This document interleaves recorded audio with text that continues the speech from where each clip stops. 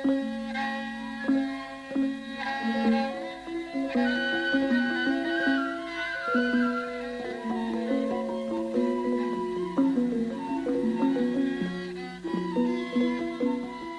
untuk suasana hari ini bersambungnya pas ya, Pi, ya? Kenapa? Ada gempa, terus sore langsung ada hujan seperti itu. Ya, makanya tadi hujan sore tadi saya tanya, ini di Jogja saja atau di mana? Tadi ada Mas Wahyu, ada yang lain-lain, kita tanya, ternyata ya Klaten, Solo, di mana-mana hujan sore tadi. Ini lebih memastikan bahwa habis gempa di selatan Gunung Kidul 5,3,2 skala Richter tadi, kemungkinan besar akan pindah ke tempat lain.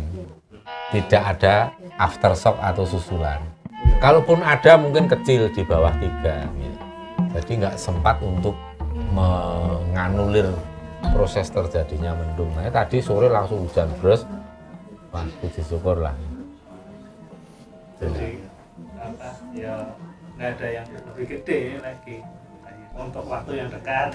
Untuk waktu yang dalam waktu dekat ini. Tapi memang sudah terasa dari kemarin. Kemarinnya itu udah terasa ini. Panas banget.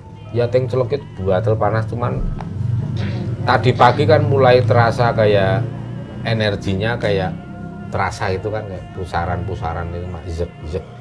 Ini mungkin agak deket tapi ya nggak sampai merusak lah, paling hanya mengguncang. Tadi Mas Pandu juga merasakan kan sinyalnya. Apa tadi yang dirasakan? Enggak, budek sebelah kiri, terus agak liang. Ada ngingnya nggak telinga? Ada, ini ada, tapi sebelah kiri. Nah itu kan kadang kita tuh punya sensor yang beda-beda ya. Ya Mas Pandu kalau ada mau gejolak alam, entah itu gunung, terus gempa bumi, kan sensornya dari telinga. Gitu? Dari telinga, entah itu nging atau budek, tekanan yang keras, sama penciuman, misalnya bau gosong, bau apa itu. Ada hubungannya dengan api yang menyala. Misalnya gunung meletus ya. Sebelum Krakatau meletus itu kan juga mencium-cium bau gitu kan.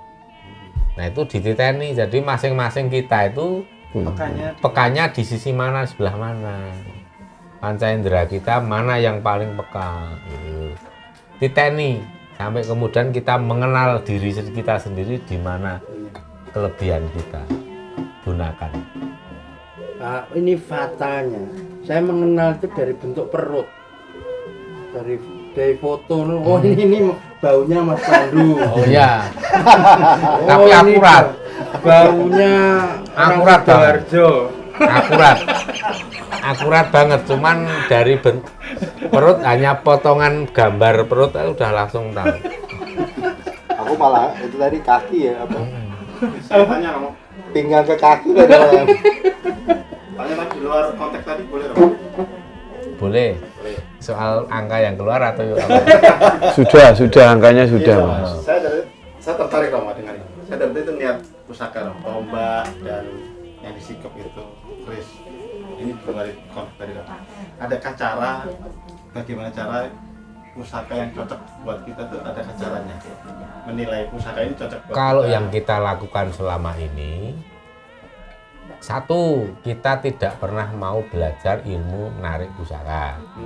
Karena itu nanti akan failurnya akan gede. Atau istilahnya kita salah memilih. Ya. Terus yang kita lakukan itu ya wis. Kita kalau nyenyuwun ya kalau pas suan-suan dulu ya boleh lah, kalau yang menawi wonten cepengan atau kalau ada pusaka yang pantas untuk saya miliki, mbok kula nyuwun menawi kepareng kalau memang diperkenankan. Gitu aja. Nah, nanti suatu ketika kita diberi kok. Kalau memang ada yang mau. Contohnya ini diberi oleh Ki Ageng Mangir Wonoboyo Tapak Jala. Mula anak-anak semua kan diperintah juga untuk mengenakan tapak jala supaya Ki Ageng Mangir bisa memberikan sesuatu. Nih tapak jala. Salah satunya. Dikasih gitu. Ya suruh nyekar, begitu ngambil melati, ambil begini masuk saku. Melatinya hilang jadi batu.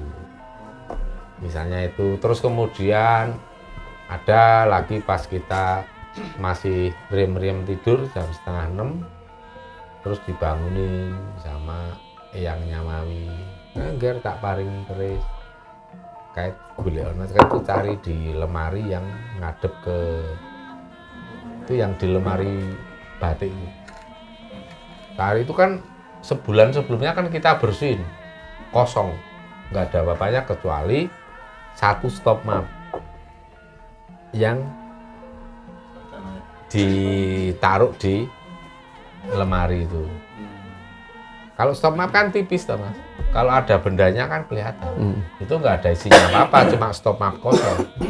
Begitu diperintah oleh leluhur mau diberi keris dan suruh nyari di lemari, ya begitu kita buka angkat stop map itu ada kerisnya di bawah stop map itu, langsung wujud. Waktu itu yang menyaksikan itu almarhum Setyo Budi yang anak Purworejo yang sudah meninggal itu kena COVID tahun 2020. Ada nyari apa Pi? Enggak, tadi kok didhawuhi nyari keris katanya diparingi. Kita buka ada bener. Terus pernah juga kita itu mendapatkan tetapi bukan keris. Jarik 2 kali, kain batik. Waktu itu yang nyamami itu yang PH Ibu Handoyo Kusumo. Itu rawuh. Ngger tak paringi jarikku, kainku batik yang dulu untuk wisuda. Jadi kan KPH Ibu Handoyo Kusumo itu kan itu seniman besar di Solo dulu, yang pinter main menari cakil dan lain. Nah, beliau itu menggunakan batik untuk wisuda KPH. Terus saya suruh nyari di lemari. Mawi bilang sama Om Dono, Om, tolong disekseni. Ini yang Ibu kok dawuh tadi ngendika memberikan batik yang dulu untuk wisuda. Katanya disuruh nyari di lemari. Nah, cari di lemari. Di atas, tengah, bawah ada. Ternyata di bawah, paling bawah. Begitu kita bongkar ini, wah, lipetan masih wiru, yang kecil gitu loh, panjang. Ambune rada-rada apek gitu karena mungkin lama disimpan atau nggak tahu di mana. Tahu-tahu di situ, dan motifnya Solo. Ya. Wah iki. Iki Om, delok iki Om. Imam, delok iki cepet. Iki lho cepet. Iki perlu jari ora cah? Iki lho. Waduh. Tenan nih. Wis di eyange boyo ngendika nek wis wiron. Kok anyir ya, ini lapis. Wih. Coba yang ngisor, nggak reget. Dibuka coba. Dinginnya. Cah, tulung cah, ujungnya koyo ditarik ujungnya. Dibalik dinginnya. Dibalik. Nah, iki ana jepete ora. Iki.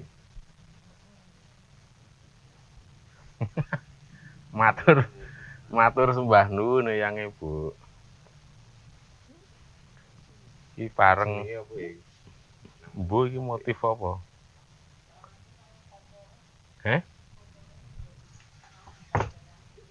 Coba di deking ini. Ayo dijerek Om. Ih, coba.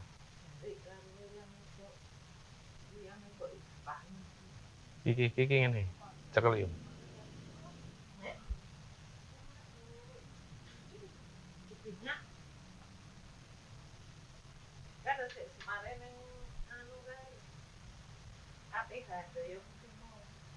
Wah, apik ini kok. Ya memang dudu batik tulis tapi ya eyange boyo ngendika nek neng dudu batik tenan ning. Wih. Wah, apik. Wih. Wis gek dilempit. Terus pernah sekali lagi Kanjeng Ratu Timur deh. Kanjeng Ratu Timur atau Kanjeng Gusti Mangkunegara ke-7 yang putri itu ngger kita paringi batik ini dulu batik ini aku sendiri yang membatik ya paling udah 100 tahun lebih kan kalau Gusti Kanjeng Ratu Timur iki kok ya paringno putramu sik Salatiga wong kae sik nang kandutane yang di dalam perut kan hamil. Yang di Salatiga siapa? Mas Yoyo. Istrinya Mbak Putri itu hamil. Karena kayak yang di dalam perut itu titisan saka Mangkunegaran. Nah, terus pas Mas Yoyo Mbak Putri mau ikut nyekar ke Imogiri, diperintah untuk mengenakan kain batik itu ya wenteh, tahu-tahu di kasur, ditaruh di kasur, lipatan itu sudah wiron. Ya wes Mas Yoyo ini dipakai Mbak Putri. Sekarang ada di Mas Yoyo. Itu karena anak yang di kandungan itu masih keturunan Widodari yang menurunkan raja-raja di Mangkunegaran. Yang cerita begitu langsung beliaunya sendiri Eyang Luhito namanya. Eyang Luhito itu Widodari yang menurunkan raja-raja di Mangkunegaran. Makanya kita kasih nama Nawangsari. Yang ada nawang-nawang itu kan kebanyakan itu Widodari aslinya. Ada lagi pusaka yang orang jual pusaka, bawa ke sini, masuk dalam rumah, wes nggak mau keluar. Murah Mas waktu itu mintanya 1,5 juta. Pusakanya sepuh banget. Itu orang dalam keraton. Ya begitu ditinggal di sini, orangnya sebulan kemudian datang lagi. Gimana jadi nggak beli? Aku butuh uang. Aku punya 500 sekarang. 500.000. Ya sudahlah 500. Jadi 500.000. Padahal dulu ditawarkan 1,5. Nah ini memang sudah pulungnya ke sini ya. Tapi pernah juga barlean bros. Harganya waktu di dalam bros itu ada Eyang Adisoro. Ternyata itu dulu embannya beliau Sri Sultan Habibie. Ternyata Eyang Adisoro itu garwo atau istri dari Kiai Sutengsing itu yang dulu patih di Kasunanan. Yang waktu itu PB kalau nggak salah PB 7 atau 8. Nah itu yang menggunakan keris wapise tretes berlian 444 butir itu Kiai Sutengsing di situ istrinya ya Adisoro. Jadi kerisnya itu akhirnya ke sini, ternyata pasangannya itu bros berlian. Terus waktu ku ya regane ya bros ini itu Mas. Brosnya rantai itu banyak. Kan bahannya emas terus ada berliannya. Jadi ternyata pusaka pun ada yang pasangan. Tapi kan kita mesti nebus pakai uang. Ya karena nilainya ada pengaji dan itu posisinya sedang dimiliki oleh orang yang lain. Ya kita memang harus nebus mas kawin. Ada yang lewat seperti itu. Tapi kan duitnya acara ini kita dapat ya tidak terlalu sulit. Atau wis diberikan jalan kayak proyek kerjaan atau job yang hasilnya gede bisa untuk nebus. Nanti ada kemungkinan kalau pusaka-pusaka yang sampai keluar dari Indonesia, pusaka-pusaka dulu yang itu bisa kembali lagi ya? Bisa, nanti kalau GIP sing narik ya wes kapan pun bisa. Tapi kan nunggu momen. Kenapa pusaka-pusaka berat ada yang masih di luar kayak di Belanda? Ya karena kalau makan ke sini yang dipercaya untuk ngopeni itu belum ada yang siap. Belum ada yang bagus. Kalaupun nanti kembali ke sini mah meng donggo rebutan piye. Nah, jadi semua itu ada momentumnya, ada timingnya. Kapan pantas untuk kembali? Tapi nanti suatu ketika pusaka-pusaka besar yang sekarang ada di luar negeri pasti kembali semua.